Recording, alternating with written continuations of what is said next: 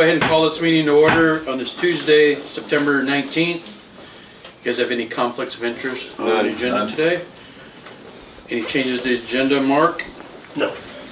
Motion to approve the agenda is presented. Motion. Second. Motion by Bryce, second by Charlie. All those in favor say aye. Aye. Aye. Motion carried. Approval of minutes of September 5th. Any corrections, changes there, Mark? There was an addition of parcel numbers. Carolyn needed, the treasurer, county treasurer needed those for her records for the auditors. The actual parcel numbers of the taxes that are abated. Okay. Okay, addition. With the addition, I will make the motion to approve. Second. Okay, motion by Charlie, second by Bryce to approve the minutes of September 5th with the addition of the abatements. All those in favor say aye. Aye. Aye. Motion carried. Approval of the claims for the month. Any questions on that? No question, I'll make a motion. Second. Motion by Bryce, second by Charlie to approve the claims for the month. All those in favor say aye. Aye. Aye. Motion carried. Next up is the tax abatement, correction water tower. Tony, good morning. Good morning. So while you're talking about abatements,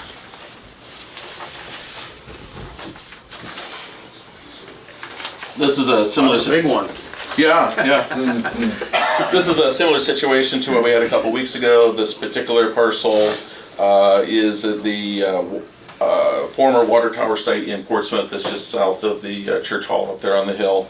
It's one of those exempt properties that got a value put on it as part of the update with the new manual and everything like that. So it's $52 in taxes. It should not have been taxed. It's still owned by the city at this point. So I guess I just am asking you if you Just an oversight. Yeah, just an oversight there. So we found two. So far, I'm not aware of any others, but then I wasn't aware of this one when I saw you 2 weeks ago. Right, right. Any questions for Tony? Motion to approve. Straightforward. Okay, motion by Charlie. Second. By Bryce to approve the $52 abatement for the Portsmouth water tower. All those in favor say aye. Aye. Motion carried. That was short and sweet there. Yeah, thank you. Okay. And it's got the parcel number on there for you, Mark. Yep, I got it. Okay. Thank you, Tony. Brent Chevy, Shelby County Insurance Update. Good morning, sir. How are Good you? morning. Wonderful.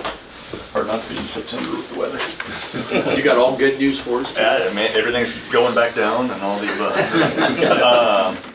So two real updates. One, reminding you guys, because again, some of you are new and have been through it, but I don't expect you to remember every process we do. It's this time of year that I send stuff out to Mark and department heads and say, hey, review schedules, look at autos. If, you know, tell me the ones that belong to you and don't belong to you, because there was an auto last year that everybody looked at it. Well, there was an auto that it's like, well, that doesn't belong to me, but it didn't belong to anybody. It had been sold 5 years ago. Because it didn't belong to any one person, nobody knew to say, hey, that vehicle doesn't belong to anybody, sort of thing. So, Yeah, you can't have that. yeah, I'm gonna ask the department heads to say, not just no changes on mine, but I want you to tell me which vehicles are yours. Inventory. Yep, give me your 5 vehicles, your whatever, so I'm like, hey, we got these rogue 1 or 2 vehicles that nobody claimed, sort of thing, so that's just one thing. So if response sometimes have been great, other times I've had to go to Mark, we've had to push a department head or two. So if we have that, I'll CC you guys in so you're aware of, hey. It has gotten a lot better. Yeah, got a lot better. We made progress last year. Yeah, made a ton of progress. That's how we found it. Yep, so we'll continue to do that, we'll engage them on that, we'll ask for all the right reasons, sort of thing. Overall, wanted to give you a market update that I'm sure isn't a total shock anymore to anybody. The property market in the Midwest is still horrific. I mean, there's plenty of stories. I was talking to Brandon in the hallway about it, just about what rates are doing on auto and property, and then anything that deals with professional type coverages. So our law enforcement professional, or you guys from a board professional sort of standpoint. It's not just ICAP. ICAP's probably been a little bit on the bottom end of what is normal. Not that they're, oh man, they've been great and they're only half of what everybody else is, but the biggest competitor for counties and cities, etc. There's 2 main ones in Iowa. It's EMC, who rates the city, and ICAP, which rates the county. And EMC is doing all of very similar of the same stuff. So it's not like, hey, the other 2 carriers aren't doing this. This carrier's taking drastic measures. Let's get bids because we're going to save money. It's everybody's feeling the pain. So indications right now, if I had to give you a rough ballpark budgeting, standpoint, I would tell you need to budget 30%. So, When will you have a better idea? so part of the reason that we don't have a better idea is there's No, I what's said called- when will you? Right, we're waiting on reinsurance. So carriers buy reinsurance, even big carriers buy reinsurance. So you hear of like Lloyd's of London and Swiss Re and all those. So a lot of those reinsurance contracts are 1/1. Well, in the past, the reinsurance carriers had more stable data, and they would say, hey, this year's like the last 5 and 10-year trend, and we know this, and they were comfortable in a couple percent range where they'd say, hey, we can get your renewal out to you in August, September, so you can plan. A lot of them now are waiting, and they're just saying, we're not going to give it to you because we want to see how the rest of the year goes. There was one reinsurance carrier that didn't get reinsurance stuff out to the folks till December last year. So that was pretty hard for them to release 1/1, 2/1 policies when they didn't know what they were going to be charged. So that's the biggest reason I would say, hey, it'll be, a 2-3% range. As they've said, here's what our early indications and negotiations are going. Here's what we think is going to happen from an educated standpoint, but we won't know yet for a couple more weeks. I asked about the applications that we sent out because I'm like, hey, I don't have these. Usually get them in August. Like, we haven't sent them yet because we don't have reinsurance back, and we didn't want to get ahead of ourselves on stuff if there was something we needed to ask Right. from an eligibility standpoint, just from pricing. So Because we start sending normally budget worksheets out end of November, 1st of December, and we definitely need to know where we're at by the end of the year. I did get all the renewal applications late last week, so that was a positive. When I asked to be on the agenda and I asked it, they didn't have them yet. Okay. So I have that, so I will send those out here Okay. today, tomorrow to the supervisor or to the department heads.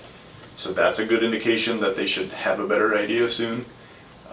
And then once Okay. we send it in, I always like to be early, because the earlier we get it in, then the earlier we are on the list of the counties that are 1/1. So that's why I push the department heads to get it back to me soon, so I can get the rate in October and tell you what your renewal is sooner than December 27th. You say 1/1, what's that? When you just said, what you just January said? 1st. Okay. January 1/1. Okay. Yep.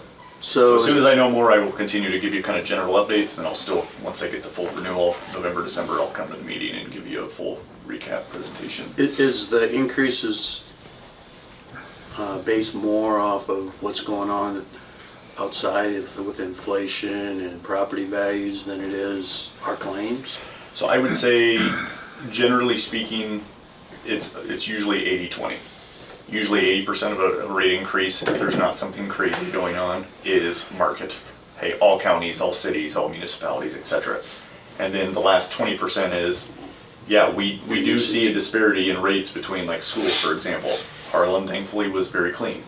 We have a couple other schools that had significant claims. Sure. The rate increase difference was a difference of about 12% difference between the two. So Harlan still got a sizable increase, it's public knowledge, I'm okay telling you that, but the other schools that had worse claims, theirs was more. So our claims, to be honest, has been below average. Some of that's not our fault, some things we can always do better on, all of the above. Can't affect a windstorm where it comes through, you can't affect certain things, other things like safety, like work comp we talk about, we can. And hey, we That have one looking drivers. okay? Yes, Okay. yep, work comp's been good. Because that was gonna be my next question. Is there something you see that we should be doing or something we shouldn't be doing?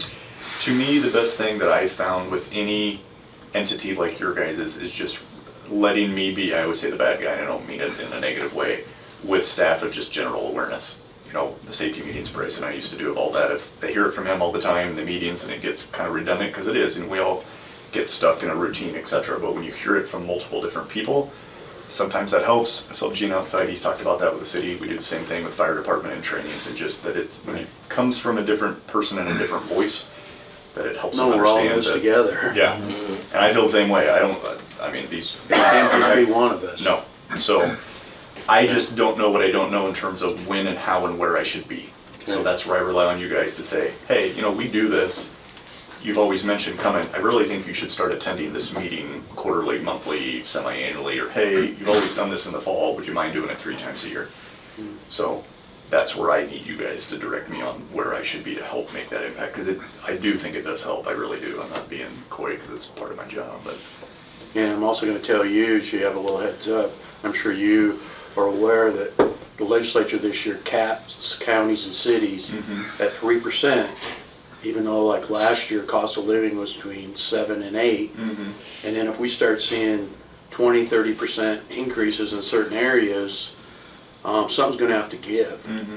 And so we'll know more once the rate comes in and we start working on budget, but we might be calling you back in again and say, hey, something's gonna have to give here. Right, we got to get, not extreme, but get real creative on options of things Yeah, we so never would have I'm just considered before. saying you might need to already be looking at some things. The biggest thing that I wish had a better impact, and we've inquired on it 2 years in a row, is on your property deductibles, and that deals with reinsurance and the rate they give. So we've inquired on higher deductibles, and they've said you're already at the cheapest property rate you can have, and so going to a higher deductible didn't matter. Yep, I remember that. Industry-wide, though, we're seeing larger entities, again, like yours, again, I'll say public ones, like you could own the school, the city, and the hospital.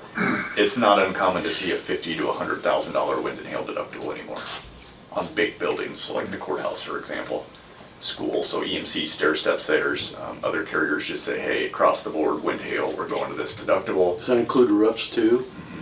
So anything So wind then and you'd be hail on your related, own. in a lot of ways, depending on the size of the building, you are.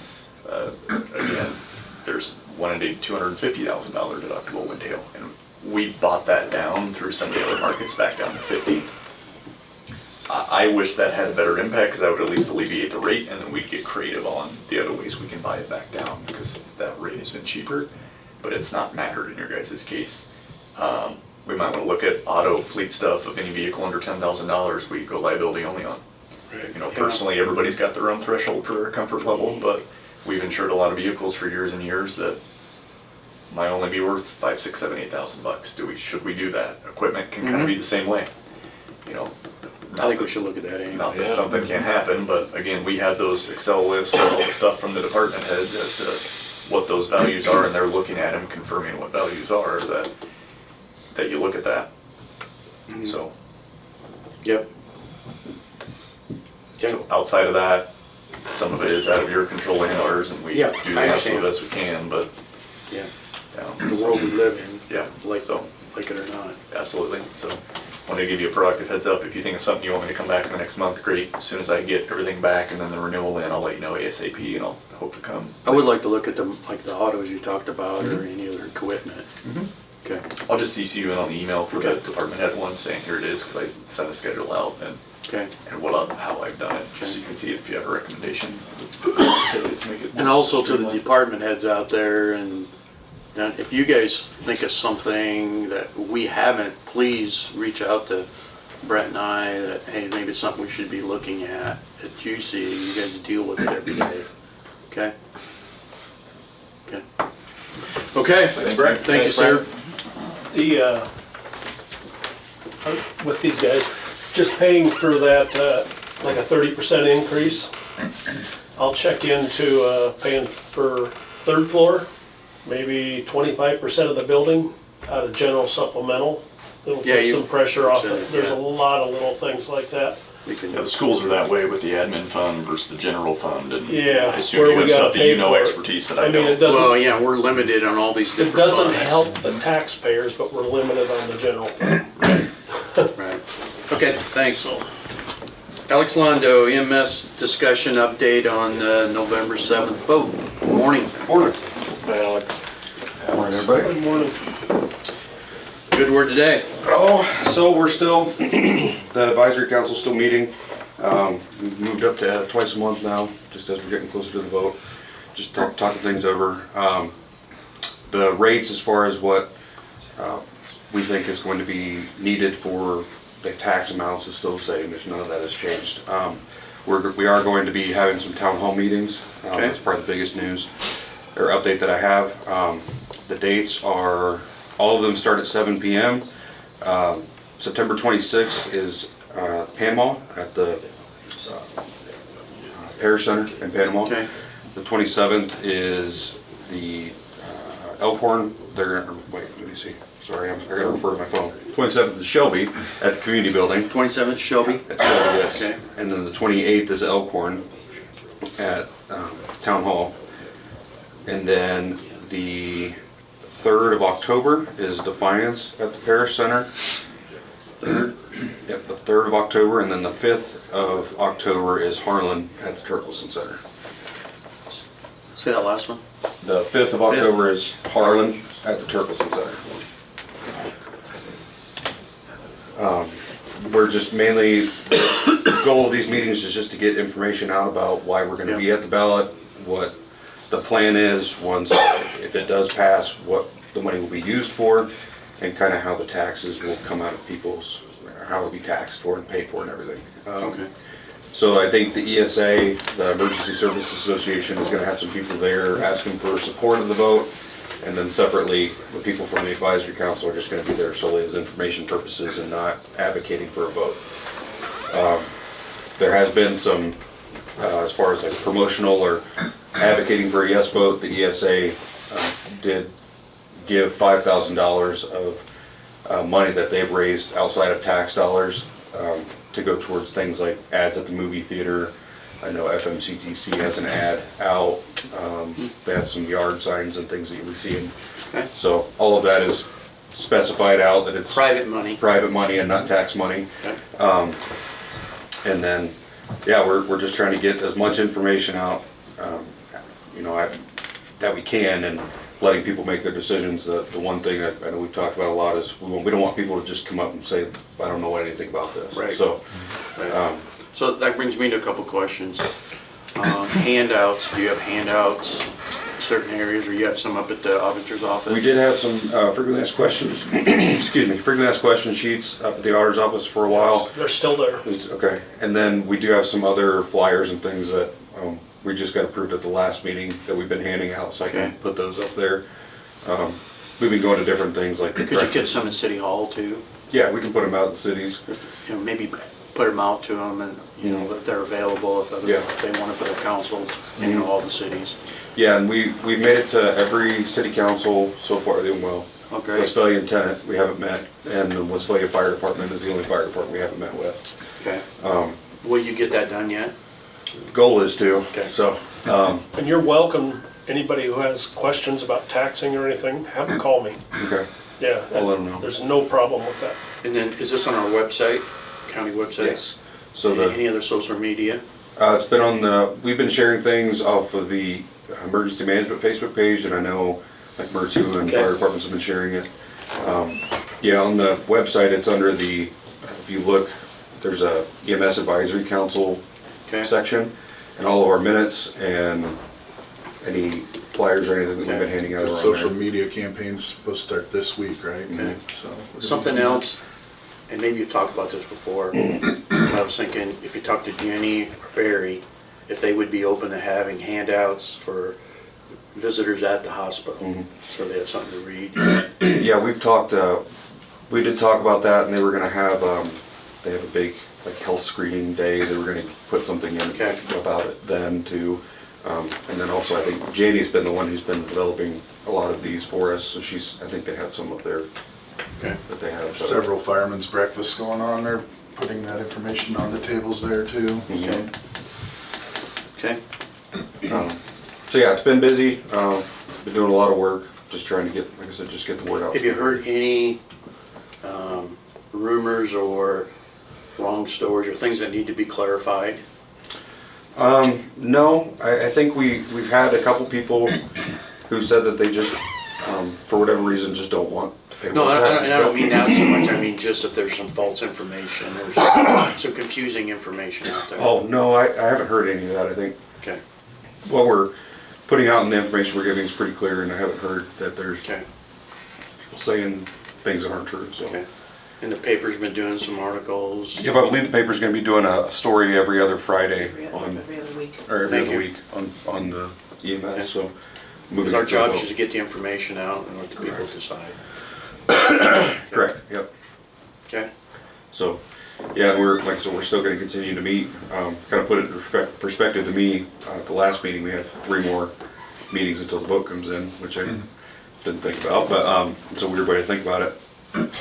But it's a lot of work yet to do, but if anybody has any questions, I just say refer it to the website or one of us on the board, or your local fire department. They've all been talked to about what this is, so they should be able to help okay, guide people.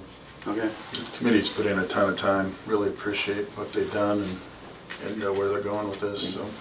Thank you. one thing I'd like to discuss amongst us three guys, I think it'd be good if, because we can't have two of us there, if one of us could make sure we attend these meetings. Sure. Okay? So I'll just go down the list. I'm probably gonna be, or I know I'm gonna be in Fort Dodge next week.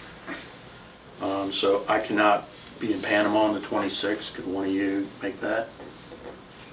26. Yeah, I can do that. Okay, Bryce. What about Shelby on the 27th?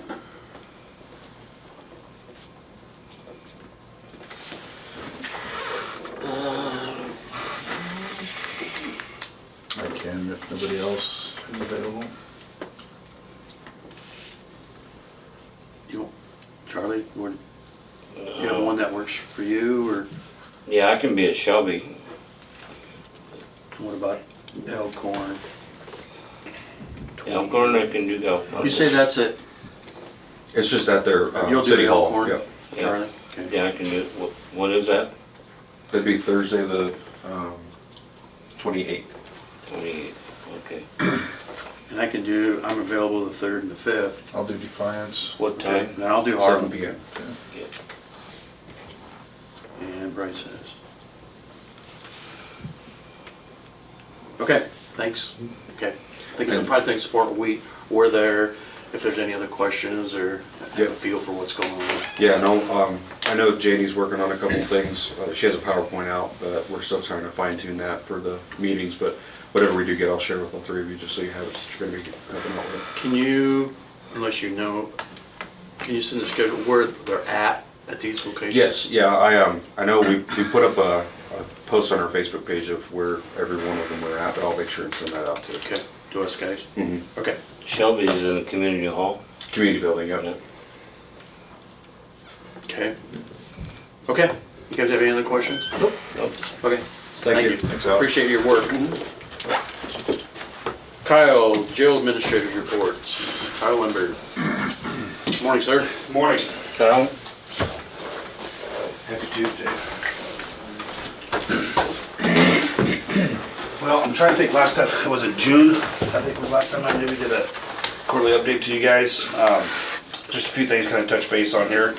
I don't know if it's a good thing, but business is good at the Shelby County Jail, i.e. meaning busy. I always like to give a little numbers. We will have a record year this year. We are actually, as of this morning, we've already processed 457 people through our jail. The highest we had it in 2013, we had 504 inmates, and we will, 3 months still to go, we will easily surpass that. So, guys are doing their job. Crime, I don't know, it's What do you think's causing this?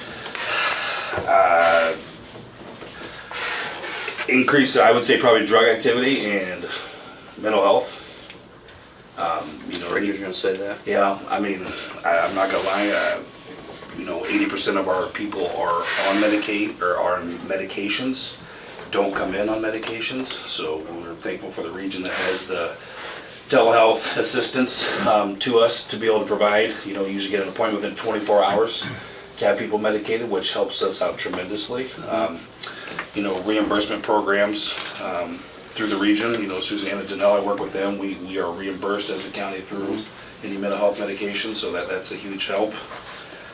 One thing too, this goes to Neil too, but as time goes on, if you guys see something, and I'm on the mental health board for the region, you see something that can help address some of these, please reach out to us. Yeah. And not saying we can address them, but make us more aware and what we can do to help in the field and maybe keep people from being in jail. Yeah, and that's one thing that's been discussed, and discussed in a lot of counties, especially a lot of the small rural counties, is like an alternatives to incarceration type program. Like, what assistance do we have that helps people when they leave jail to be able to start off on the right foot and not go right back to the R? So, through the region, we do have our jail-based service coordinators that will come in at the request of the inmate. We can't force them to. That can get them lined up with, like food stamps, Medicaid, housing, all that stuff after jail, not in jail, because it's technically our responsibility. But, some people, they sign up for it, but the problem is the follow through, and that's the biggest thing, is to be able to follow through, to track these people down and make sure they're doing what they're supposed to be doing. So, obviously, like I say, we've been full. We're a 14-bed rated facility. Prime example, the other night we had 19 people in jail. increased demand, is obviously placing a little bit of a strain on my staff. We're a 24 operation, 6 full-timers, 7 including myself. There's a lot of times where we're one staff to 16 to 17 to 18 inmates, and that's a little bit of a safety concern for staff and or inmates. So, eventually down the road, plant the seed, it might be looking, if we're to continue on this pace, that I'm gonna have to be adding or making some adjustments or doing something to be able to have that adequate coverage, so. Room and board, I know that's been a big topic here recently with numbers down and the inability for people to pay. We've actually just got it set up through the Iowa County Treasurer's e-Government Alliance, where we start allowing people to take debit and credit card payments in the sheriff's office for the jail, just for the jail room and board. We went through First National Bank, worked with Shelby County State Bank, actually found out that we can set up for the same rates qualifying as the Treasurer's office under that Alliance e-Government. So, it gives another payment option besides the cash or money order or cashier's check. So we're getting trained on that next week, Jess and I, and hopefully be starting to take that here October 1. So some good stuff here, staff training, CIT, which is a crisis intervention training. Solutions Point has partnered up with the region. It's a 40-hour class. If you're familiar with CIT, it basically does your verbal judo and how to work in crisis moments, intervention with people with mental health crisis. Sheriff Gross had 2 deputies attend there a couple weeks ago, and I had 2 jail staff attend. So, it's like I said, it's a 40-hour class. It was hosted at the Council Bluffs Police Department. Solutions Point is the people that do it. It's rather expensive, but it's another thing that's covered by the region. So we're very thankful to have that partnership. Because otherwise it's like $1,900 per person for that 40-hour class. So. Appreciate you taking part of it. Yeah. So it's kind of crazy to think the amount of counties that don't, but that's a topic for. We're fortunate. They were like begging people to come. I'm like, I'll send 4 if I could. You guys do a good job of taking advantage of the program. Take advantage of it, exactly. So. Piggyback off obviously the busy aspect side of the jail. Marcus can attest to this too. I have a lot of active minimuses outstanding waiting to be served. And when I say minimuses, that's people who have been sentenced to come to jail to do a certain amount of jail time. With being full, we're doing pretty good on compliance and keeping track of who's calling in. We're having to work with the courts and the attorneys and the county attorney to get extensions because if I'm full, I can't take you. So. I've had people waiting 3 or 4 months to get in, and it's the unfortunate aspect. So, if I had another 20 beds, we'd be perfect. But someday. I don't seem right yet. Yeah, It's staying in line to get in. Yeah, that's. And some people, some people are like, well, I want to get this done and taken care of, and I understand that. We've been housing people outside of county. I've had some people in Harrison County. I've had some people being held. Pot County, Cass County, just to try to help the flow to get some people in to get some bed space. But as soon as I frame some beds, more people come to jail. And our average, our monthly average for the last 3 months has been running 13. We're a 14-bed facility, and the average length of stay is 11 days. So you have your quick overnighters, but we have those long-term people that are with us 70, 80, 90, 120 days. So, yeah. Which kind of just touch base on my next topic here. I'm just going to have maybe some, I know you don't want to hear maybe some budget concerns because those larger numbers and more people coming through my doors is obviously eating into my meal and budgets with numbers. So I'm doing my best to see where we can save in other places to try and stay within that. But come December, there may be some times where I may have to do some revisits on some things. Reasons beyond my control. Just kind of like I said with the staffing, the adequate number of staffing, the 7 full-timers. Eventually it might be something if we're going to continue this pace that we'll have to address because I don't want staff retention to become an issue or a problem if we continue at this pace and strain. I got to give my staff kudos.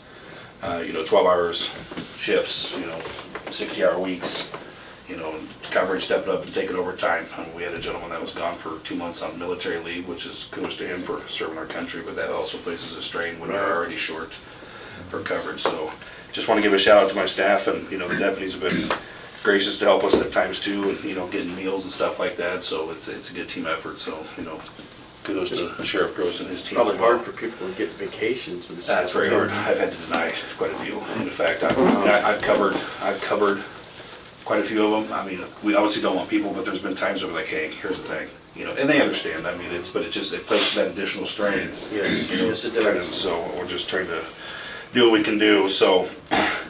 And last but not least, in discussion with you, Steve, back there after June and our jail inspection, there'll probably be a time where I need to get with Mark and I need to get on a board agenda so we can discuss and dissect into our future 5-year recommendations from the state jail inspector for a 5-year, 10-year plan. Is that something that you're working on with him, or is that something he put together, or is that something that's all on us? Yeah, so basically when he comes in and he just kind of makes some recommendations of things that he sees that are posing problems now and are going to pose problems in the future.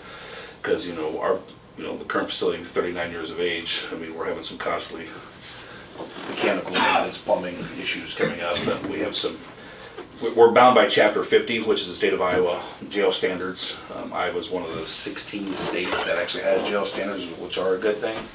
But we're starting to get questions on some of those jail standards to be able to meet that, like sight and sound separation and some other things, medical separation, administrative classifications and things like that that are posing to become risks to us here in the near future. So, that's something we can dive into more in detail sometime. I just know your request. I mean, on a board meeting, block out a section and we can go over maintenance plan, like what we can do, how we get by with this, or what we need to start looking at. So, Right. I'd say, is that something we need to do before this year's budget? It's more or less a planning session. I would probably say we just start off with a planning session roughly to see, kind of get an idea of what we need to be looking at, or What about, futuristic needs. yeah, I think the sooner we start saving for something like this. I was just gonna the say, better the off earlier we know would be. something's Put more coming. into capital each year Right. and just save it back. So when the planning is done, there is something to start with. Correct. when would you be ready to start these conversations? I mean, documentation stuff now, it's basically probably just putting in a presentation type for you Because I guys. think it'd be good for us to know before we get in the heart of budget, not that it'll Yeah. affect the budget, but we know it's back there. Yeah, and that's basically, I think, what Delmer's doing, is just planting the seed now that, you don't want it to come as a total shock. I mean, the last thing we want is, some type of civil liability lawsuit Right. for And like any inabilities. planning, what you think's, might be an area you think's gonna work, Yeah. no, might there's- not work, and then so we have to be looking, okay, what are other options? Yep. So if we could maybe do this, I don't know, the last meeting in October or the first meeting in November? Yeah. And put it at the end of I would probably. towards the end of the board meeting, and people are welcome to stay, but everybody else is addressed at the meeting. Like the Tuesday, November 7th, and then first and third. No, that's just, he's got election. Oh, 14th. By the end of October. Maybe that doesn't give you enough time. That's not a lot of time. I'm gone for, I'm gonna say this is, Yep. because No, that's fine. I'm gone for, I'll be in the Caribbean for 2 weeks, so, I don't really want to. Or we can go the first weekend, December. I can make it work in November. If we have to go up here, I've got some time. Or I know we have our land lease thing on the 21st, but that's not gonna be a big thing. I don't know if we have a lot of things going on in Mark, or don't know yet. Let's put it down for the 21st. 21st. And if we have to, we can go back, we can push it back another meeting. Okay. And probably just to give you an idea, what I'll do is I'll probably go through and take like a bunch of pictures type thing, and maybe 15, 20, I mean, depending on how long we can go over it on the video board, so you can see kind of where our. So, and I'm not saying this, I do not want to rush through this, okay? Exactly, I'm with you on that, trust me. Okay, so we're looking at probably an hour or something like that. Yeah. We could start the initial, get a little Let's see. idea for planning, and then Put me last probably on the something we're agenda. gonna have to, move, and as we move forward, we'll maybe schedule to meet every 6 months or Yeah, something, updates. Nope. or sooner, Yeah, but this is something I think we need to keep in front of us. correct. I would agree with you 110%, so. Okay. Okay, That's all I have. I guess any questions? Keep doing what we do, I guess. Good job, Cal. Yeah.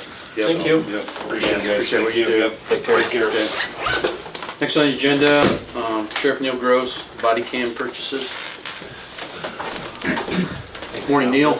Good morning. Neil? How are you doing today?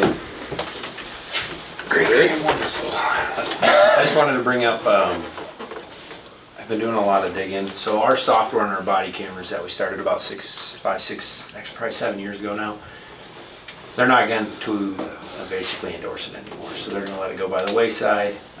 They won't do updates to it. I think that's kind of where they got you. They got you in on a free software 5 years ago, 6 years ago, and now it's, well, you got to upgrade to the new version. Otherwise, we're not going to support it. So that brought up a time for us to really look at what we're running for body cameras and what the rest of the state's doing and reach out to some places. So we did that, and it wasn't really a planned purchase this year, so I just kind of wanted to talk about it with you guys. We can stick with the company that we currently use, which is WatchGuard right now. We can stick with them. We have to add a few more cameras with the contract with the city of Harlan. We have to add a few more body cameras.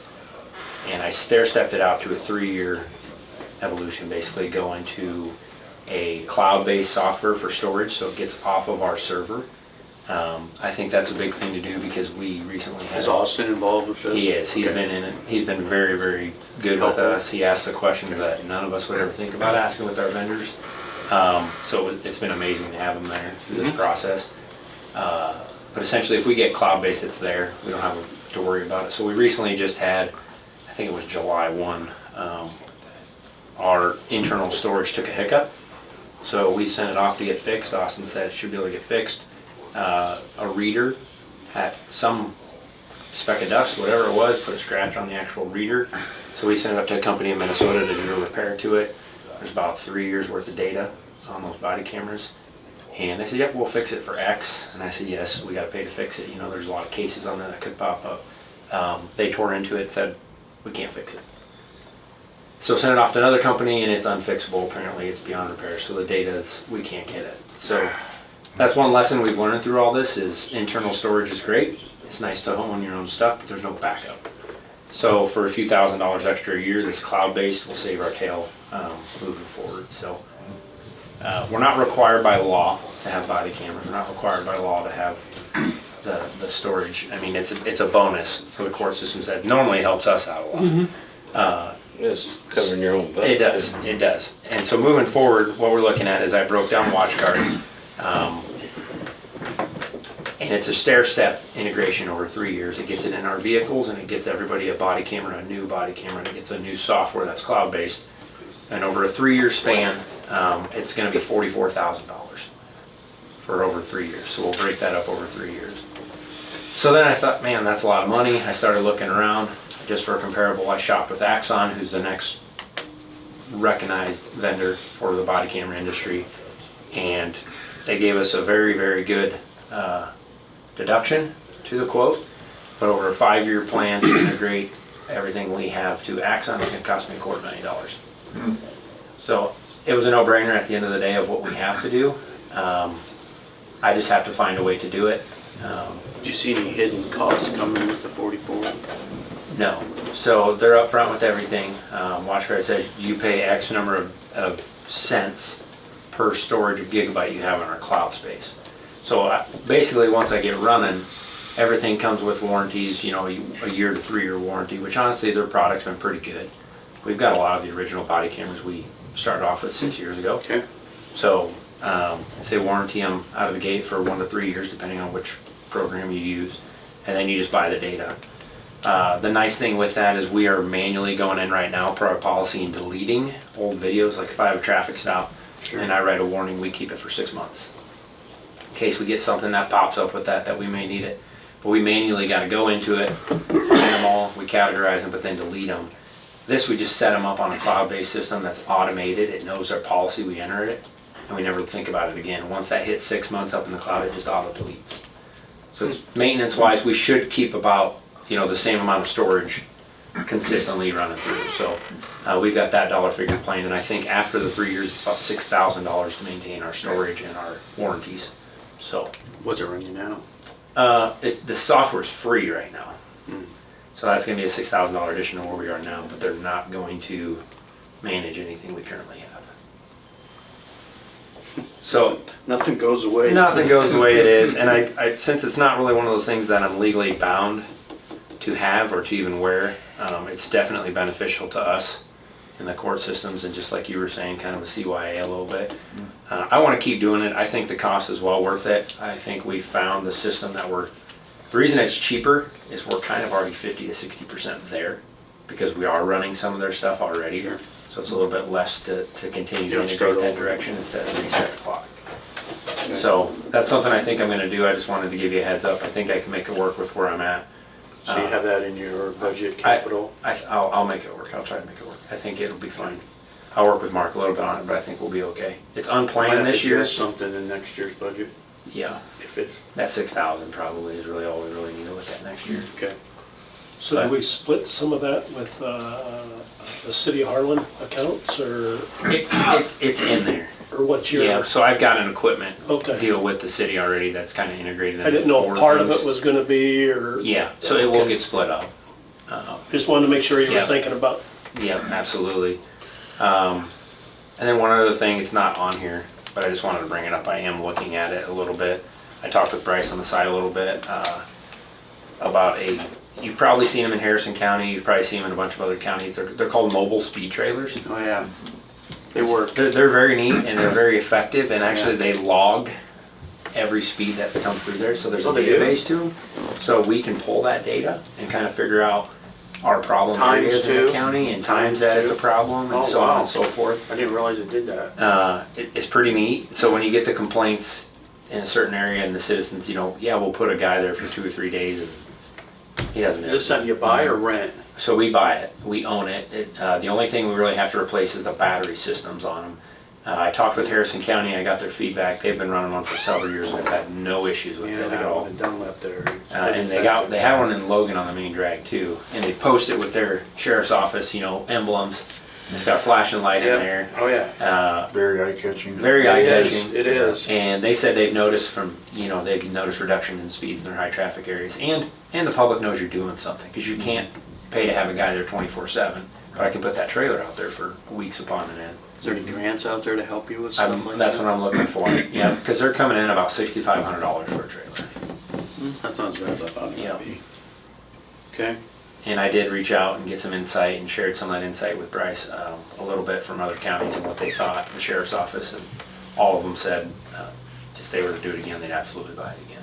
So Oh, There's I some- can see. It'd be yeah. nice you can move it around, you get a problem area. Yeah, and we drive SUVs that can easily tow it around real quick and set it up in another Yeah. spot. And the fact that it logs that problem, we can report back to the citizens and say, actually, no, they're not speeding at that time, or you're right, we're gonna get somebody out there to actually, Right. handle No, I the think it'd be situation. great if you So- can work that in. Yeah, I'm looking at that, just wanted to bring that up, I guess. Okay. But other than that, I don't need approval for anything. I'm gonna work it within my budget. I just wanted to make you guys aware that there was some unforeseen stuff with the body cameras, Okay. that we're gonna move forward with, so. Full staff? Full staff, yes. I've got one that's going to the academy on January 1st. And the other one, the academy's doing a new thing now, for my certified guys from out of state. In order to obtain your Iowa law enforcement certification, 1 week. They're coming for 1 week and they're knocking out all the updates they need for Iowa. And that'll be in October. How many guys are doing that? One. Just one? Just one. So one doing that in October, and then he'll be certified through the state of Iowa. He was certified through Arizona. And I've got one that has to do the full academy, and he'll be going January 1st. So, Awesome. yeah. Yep, we are full staff, so. And Okay. we're keeping Kyle busy. Yeah, see that? And Marcus. Appreciate what you do. Appreciate it. Thank you, guys. Thanks. Luke Walken, Environmental Health Department report. Morning, Luke. Hi, Luke. Luke? Hello. Just wanted to stop up today. With the regional water thing still going on, the advisory, just wanted to bring it to everybody's attention that environmental does have grant money to get some of those old private wells up and going. rural homeowners want to do that. People are really taking advantage of that. Yes, we've been doing a lot of water samples here lately. And that grant money does cover the water samples. And a lot of times we've been getting a lot of bacteria in these wells that have just been sitting, they haven't been used for a while. So there is money for shot chlorination to go in and do that and take care of, you know, the bacteria or E. coli, whatever it is in there. And also, if a person wants to do a well rehab on those, there is grant money for that also. Still is? Yeah, it does take care of, I would say at least a third of the cost on those. Good. So, and with the farmers being in the field, getting crops out, we got a lot of wells out in the fields.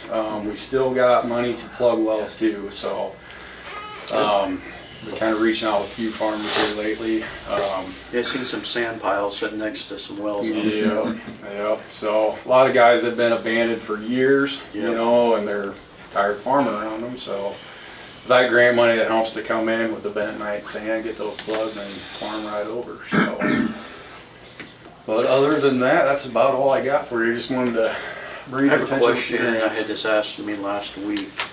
If a business or somebody comes in, I'm talking not in the city limits of town, but on the outside, they want to dig a well and get down into the aquifers, do they go through you, or how does that work? They would, it'd be kind of like a DNR joint thing. Anytime it comes to like a commercial setup like that, DNR likes to take care of that kind of stuff. Do you sign off on it, or you made Yes. aware of it? So Shelby County, we did have one just east of Harlan here, a new well was put in for a commercial unit out there.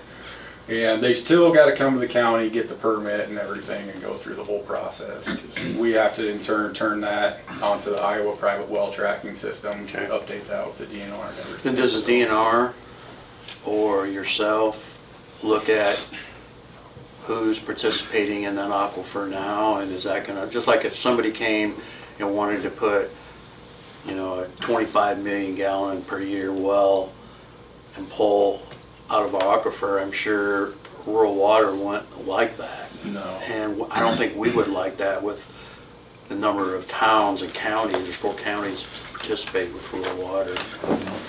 You know how that would work, or how they justify that? On a deal like that, I haven't ran into that yet, Okay. because I've only been here about a year, but on a deal like that, I would reach out to Eric Day. He runs the state Okay. well guy. And a big thing like that, the state does get involved, that DNR. Okay. That way we know how many gallons we're pulling out, like you said. It's no secret, Where we I are. just we found out last week with the pipeline companies, the CO2 pipeline companies, they're going out and getting well permits, and they only got like a few weeks to respond to them, and they're taking millions and millions of gallons to, if these pipelines go through, for the carbon capture part of it. And I'm just wondering, I mean, we don't want to be jeopardizing. It wouldn't happen now in our county because we don't have an ethanol plant here.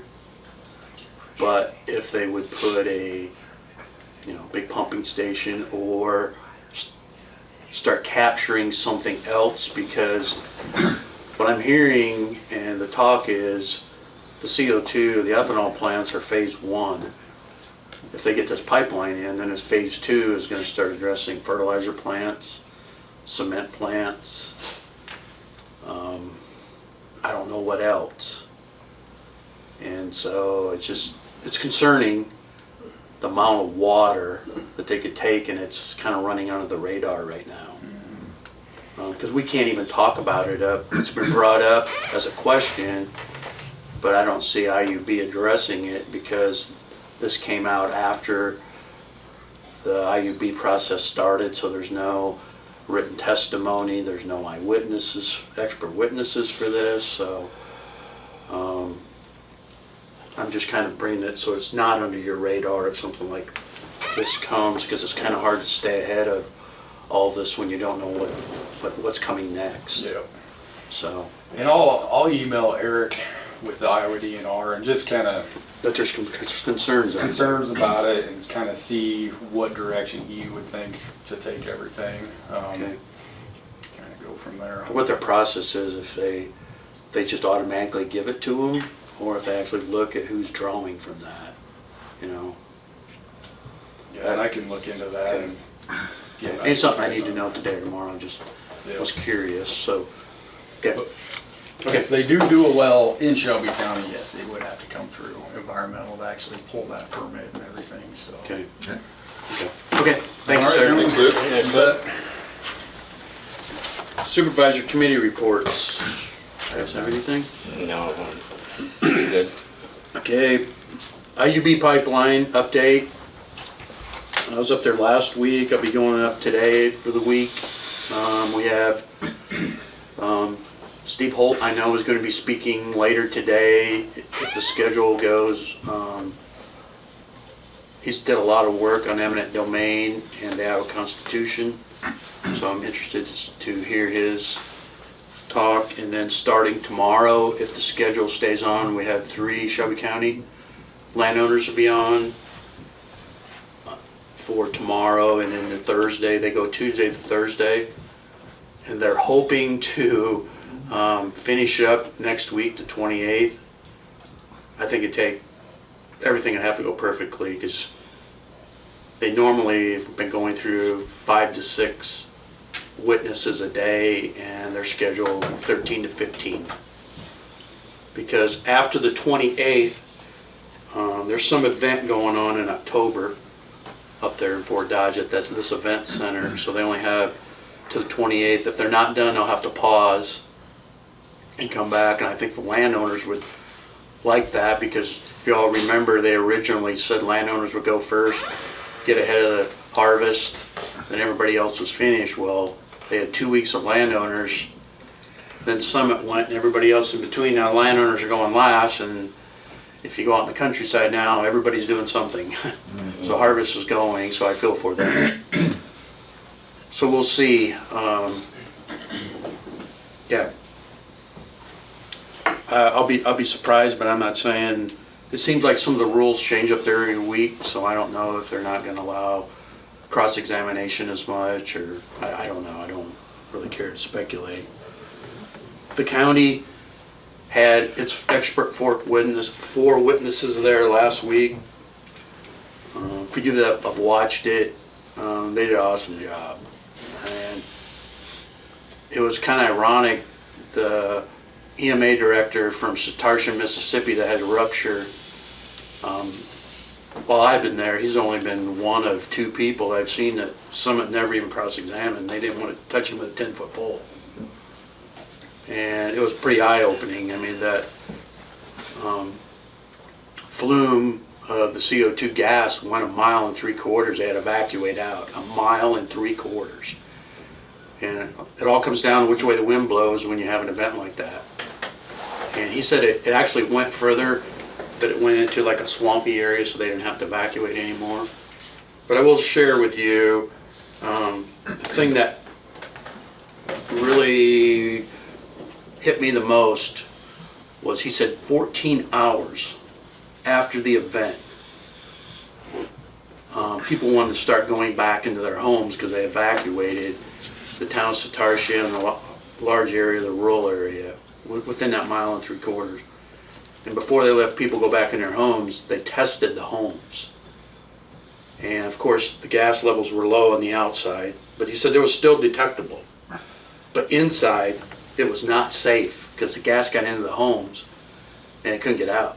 And they had to aerate and open up the homes for 2 hours before people could go back in their homes. And the reason that is so scary is one of the things the pipeline companies are pushing, and talk of implementing with EMA, is shelter in place when you have an event. Hurry up and get in your home and stay there. Well, like the EMA director said, unless you have a sealed tight room where you're not bringing the heat and air conditioning in, and you're not doing any of that, and it's sealed tight, if your home's more than 30, 40 years old, and I don't know where that's at. I don't know any new towns around. It's pretty scary. And so there's a lot of safety issues to address that he brought up, and nobody questioned him on it. So it's not your natural gas line out there, folks. So there'll be more comments. It'll be interesting to see how the Iowa Utility Board addresses those safety concerns. And we've been pushing along as other counties and landowners. We want the flume modeling. What are we dealing with? And this is one of the reasons why. And they won't release that information publicly, and it's scary. I don't know what they're hiding. So, other than that, another thing, and I know the paper did a story on it last week, but when the COO from Summit talked about routing, and our attorney asked him why they're so close to Erling. I mean, they're within 131 feet of property line in the northeast part of Erling. And he just said this line's pretty firm, and the attorney asked him, well, you're moving it up in Bismarck because you can't get a permit and you're going to need it to go up there. And he said, well, yeah. What was his words? We have... Was it significant? No, I mean, I don't remember how he stated it, but that they were like, we have some influence to change it. And Tim says, well, what about Erling? And he said, well, we don't consider that a high consequential area. And you could just hear the people in the room gasp. I think all people are important, not just because there's hundreds of thousands of them. So I was really disappointed that they're looking at it that way. And so anyway, I'll keep you abreast of what's going on, but it's very interesting what's going on up there. Anything else? Okay. Mr. Todd Lean, Shelby County Chamber update. Good morning, sir. Good morning. Todd? Just a few things taking place to bring to your attention. One is just a reminder that this Thursday at noon, if you have an opportunity, the Murtu Medical Center is having a walk for suicide prevention, and that'll be at noon at Pioneer Park. We have a ribbon cutting coming up, just that I wanted to bring to your attention and to the public's attention. It's actually a week from today. It's going to be at 6 o'clock at night, and it's going to be hosted by a new business here in Shelby County. It's called Rosa Blanda Farm. It's at 1027 1400th Street. So if you know where Mike and Marilyn Roseman used to live, that's the property that this is on. Okay. Yeah, the interesting thing they're doing is they've planted an orchard, they've set up a corn maze, they've set up a pumpkin patch, they've set up an Airbnb, they've got a in the ground jump pad for kids, and so they're just looking to have just a lot of entertainment opportunities out there for folks. And one of the things that they're doing to introduce the area to their operation is in October, every weekend they'll have a live band out there and food and stuff to bring people out. So Say October? in all through the month of October, yeah. So we're having the ribbon cutting for them on the 26th, and I also want to thank Mark and Angel. We had a little mix-up with their liquor license, just the approval request getting Okay, sent to our yeah, place. we're gonna get that addressed this week. Yeah, and they're still living in Utah, and they were climbing on a plane yesterday, so they were very nervous about, we can't come back here in a couple of weeks and not have this handled. So thanks to Mark and Angel for getting that taken care of. Really appreciated that. Another item, hotel motel grant request. So if anybody's looking to ask for some hotel motel grants for events that'll be taking place in the fourth quarter, they have to be in our office by 5 o'clock on Friday, September 29th. And then we'll have our meeting the second week of October to review those requests. And if people have any questions or need a form, just have them, they can just give us a call at the chamber, 755-2114. And then finally, Rachel's Challenge is a program that they're doing at the high school, and so you may see a lot of requests out there for it. It's gonna take place on Thursday, October 12th, from 9 in the morning till 3 in the afternoon. That'll be at the high school. And then at the middle school on Friday the 13th from 9 to 3. And this is a program that was put together. It addresses a lot of things like, social oppression, teasing, bullying, how to handle, issues of violence, that type of thing. This one, they need adult volunteers. So what they're looking for is they're looking for adults from the community who will pretty much just be there right with the kids, and they'll all learn about these things at the same time. And then the idea is once they do that, they can take that information they've received back out into the community, whether it's to their businesses or to their families and stuff. So, and they need a lot of volunteers. They need a few. So folks can get a hold of Brenda Renter or Shannon Dar at the high school. Just give them a call if they're interested in volunteering either for the high school day, the middle school day, or both. And then I had mentioned to Steve, quick update on the downtown lights. We have an estimate for repair. We've turned that estimate in to the insurance company last week. So now I'm just waiting for a response from them, and then we'll go from there. But hopefully we can get this handled within the next few weeks. Great. It's been a little while, but it'd be nice to get them fixed. So, all right. Thanks, Todd. Thanks, Todd. Appreciate it. Secondary roads report, Brandon. And looks like he has a utility permit possible. They have not turned everything in that they need to turn in. No utility permit today? Yes, please. No. Okay, how you been? All right. Yeah, it's nice weather out to be outside and get stuff done. And good. Just a brief update today. Durapatcher's running, getting most pavements shored up here. I know you'd said something about F32 and M47 Bryce. We're going to try to put some tack oil down, cold patch, and then Durapatch over the top of that. Sinking or something? Yeah, I'm not sure if it just rutted real bad. Maybe it's a drought. Base issue, yeah. Weird. Could be anything, or people drive the same track every time and it just kind of pushed it out. But try to get that taken care of here this week or next week. And then we'll be out, we're doing curbs on bridge rails. They spray those with that emulsion oil just because of salt or calcium splash up on them when we're doing snow removal. So just try to keep that off of there. The old design of bridges had those curbs on them. The new ones, we have the open rail, so we don't have to worry about that. But it's, one excavator crew is on Apple south of Highway 44. There's about an 8-foot drop box with a culvert, and met out there with Dave, and I think we kind of figured out how to leave the box but replace the culvert. I'm glad we don't have to crawl through that culvert anymore, because it was a 7-foot culvert and we could not walk through it, let's just say that.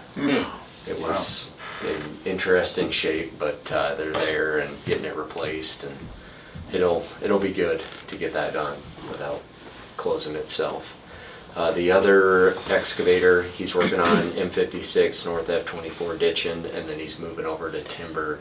There's a drop pipe on timber north of 2300 that we're gonna sleeve, but we need to do some work to it prior to Denko. That's gonna work? Yes, Denko's gonna come in and sleeve that. This fall yet? Yeah, next Monday. Okay. They're gonna do it. It'll be a one-day deal for them, so. Where are they located at? They're out of Mingo, Iowa, Okay. I believe. Not too far. Yeah. Okay. So, and we've done work with them. They've done deck patching. This isn't the first culvert we've sleeved with them. They do good work, so. Yeah, good. Nice option. Yeah, it'll work instead of putting in a runaround, because it's kind of a swamp on one side, a pond really on the other side, and to the north it's dirt, so it's not an option right now. The bridge crews on 800th Street east of M56. The bridge will be completely out today, and they'll be starting to put it back here by the end of the day or tomorrow, driving piling and starting to replace it.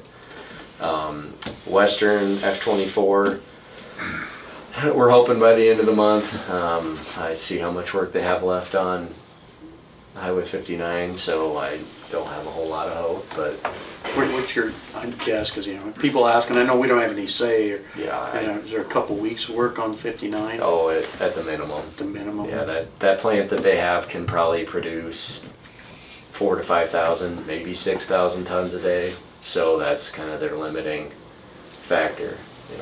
They're limited by what their plant can produce, really, because it's so close. How many lifts will they put on 59? I believe it's 2. I think it's just intermediate and surface with that cold in place they did.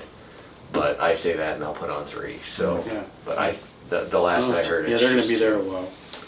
So, but But it's then after that, they'll start F-24. weather dependent. If we get an early winter, the weather has to be 35 and rising to pave, and we'll have a discussion with them because rebelizing it and leaving it is not an option. So yeah, we'll see how it And how much, trends. how many work days will they have there? They have 100, but it started counting in June when 10 Point started working in Irwin. So they've used, what did Chris say, 50 or 60 of their working days already. Wow. So yeah, we'll see how it all plays out. But I mean, they bid on it, thinking they would get it done this year, and the plant's here in town. So we'll see how it works out. There's a lot of time between then and now, but 1st of October at the earliest, I would tell people, and I'll keep updating you guys as we know more. Okay. That being said, 10 Point is doing patching on M16 from Shelby up to F32. We have a pre-con with them tomorrow, and I believe they'll probably start next week. So that'll be pilot car. It'll be slow going. They'll do a mile at a time probably, but they'll fly right along with that. And then got to get a plug in. Household Hazardous Waste Day is this Saturday down at the engineer's office from 9 to 11. Anything under your sink that says hazardous that you shouldn't throw away, lithium batteries, you can bring down. We'll take it from 9 to 11 down at the engineer's office. I have some old paint cans. Can I just take them out to landfill, or? Yeah, if it's latex paint and it's dry, take the lid off. You can throw it away. Well, they've been sitting outside with the lids off for 2 years. Yeah. If it's not dry, you can either dump it on carpet and dry it out, or stir kitty litter into it when it dries out. Throw it away. Okay. And that's all I have for today. Okay, stay there. Okay. In case you have any other I questions. got a question, where you took the bridge out by Joe Swarty's Okay. on Linden, are you gonna put a permanent surface on that? Yep, Western will do that when they're doing There, 24. okay. Yeah, that's been a long time coming. Yeah. But yeah, it'll be whenever they get Yeah. around, because they're gonna do that road in Defiance too. Okay. So they'll go right past that. Yeah. Thank you. Okay, anything else with Brandon? Nope. Nope. Okay, and then the next thing, we want to set the Shelby County land rent procedures, and Brandon's involved with the landfill. We had discussion at the last meeting, and it mostly centered around, we've had issues, especially last year, where people had planned on attending. Something came up at the last minute. I had 2 phone calls within the hour of the meeting, wanted me to submit bids, or, we did auction. Marcus and I talked, can't do that. And I visited, I didn't bring it up, but it got brought up at ISAC with a round table of supervisors, and I was surprised everybody at the table does seal bids, okay? From 1 year to multi-years. As we discussed last meeting, I should say the board is looking at giving it a try, going with seal bids. Spoke to Marcus, you don't have any problems with it either. No. In all fairness, I would not be in favor, from fairness to the county and especially the landowner, of doing a multi-year the way our lease is set up. Reason being, our lease is set up that we do the soil sampling and we do the fertilizing based off yield projections and soils. soil productivity. And so we fertilize the ground, and the landowner knows up front before he bids on it what that's gonna cost him a year. If we did a multi-year, we're not gonna know those. If we did a 3-year, those 2 and 3 year, I don't think it's fair to the landowner if fertilizer prices go way up and he's stuck with it, or even with us if it goes down. So I think it'd be better if we just stayed with a 1-year contract. Everybody knows up front what it is. We would set that for November 21st. People would have to get their sealed bids into Mark before then. Mark, you talked with Marcus how that's all gonna work. And then we would open them up on the 21st. And Marcus, a question I have for you is, chances, there's a good chance that person might not be here, where before, you know, they were right here. How do we handle, you know, we would like to get them to sign that contract, get our down payment as soon as possible, so that would need to be. I would have them submit the down payment with the bid. Okay. And then, you know, obviously if they're not accepted, then they can come in and pick up their check. Okay. And the other ones, you know, if we have a down payment, presumably they're gonna come in and sign the Right. contract then. Okay. That's what I would do. Okay, and you'll have that in the contract too? Well, it would be in the bidding In the procedures. notice? Yeah. Okay, okay. Will you get with Mark what we all need to do, or, and then that's for the county part, and then I had Cheapers. I had Brandon reach out to his board, and what'd you find out? And I guess going back to the down payment, do you guys make them pay for the fertilizer with the 5% down that first day? Usually they make that payment the same time, Okay. toward the end of December. Okay. Yeah, they That's have when till, that they have happens. till January 1st. But if this To pay for the changes, then there'll fertilizer. be, Okay. I there'll be think- 2 payments. There'll be a percentage of the rent Yep. submitted with their Okay. bid, and then make another payment toward the end of the year to pay for the fertilizer. Because generally we had required the 5% and the fertilizer Yes. be paid the day We of can the still- auction. But Do you remember? I just want to be on the same. And page I with could be everybody. wrong. I think the wording is by, We should do both of them the same. okay, yeah. I think the lease says by just January 1st. That's what I Will thought we it know said. those costs November 21st? I know the costs now. Okay, okay. See, I Cyclone didn't know Seed that. is who we deal Okay, with okay. on this go around, and he's already put together cost estimates. Yep, and I And didn't he's- know that. And I've locked in the price for the next 60 days, and if it goes beyond that, because you don't know what the weather, then we'll have to readjust. But whatever it is, the day when we open up bids, or it'll be before that, probably a couple weeks before, if it changes, because people have to know before they bid on it, Right. Yeah. what those costs are going to be. Well, we will have that done. And Chad's been awesome to work with. Most people, myself included, with my farm, you know, when you want to lock in a price, you have to put down, pay for it, prepay. And as a county, we can't do that because we don't have the product. So he's been very understanding and holding that for now. So the deadline for bids, the 20th at 4 o'clock? It'd be the day before? That's Kim, I don't. What do you think? Yeah, I think that's fine. In your office. If we say 4:30, I could see somebody coming in at 4:35. Yeah, and they have to be in your Or noon. office. Or noon. Yeah. Yeah, you could even do noon. Yeah. There you go. Going back to, I talked to Landfill. Bryce is on the landfill commission, and Gene, and I talked to another member, and I think that's the direction we'd like to go. So, do you want us to collect those also? Yes, please. 'Cause Okay, we just have them that's what I'm opened up saying, here. that it's That would all be- just a one-stop for the Yep. producer. Yes, sir.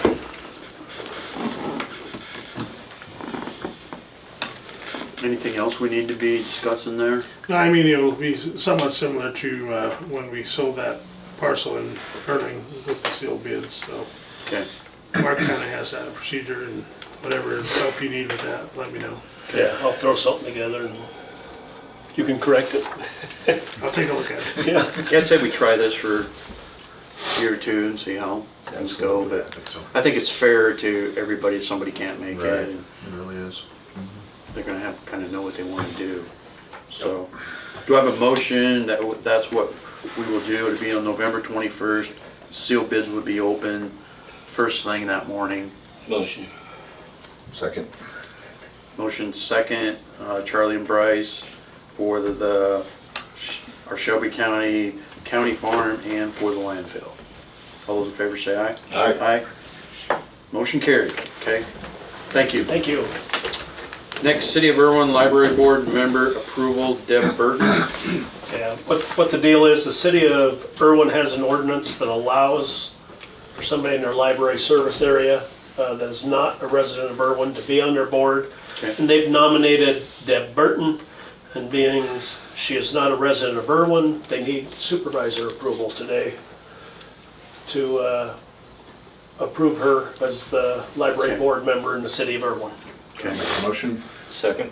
Motion by Bryce, second by Charlie to go with the recommendation by the Irwin Library Board to approve Deb Burton. All those in favor say aye. Aye. Aye. Motion carried. Last, fiscal sponsor community foundation grant approval for conservation application.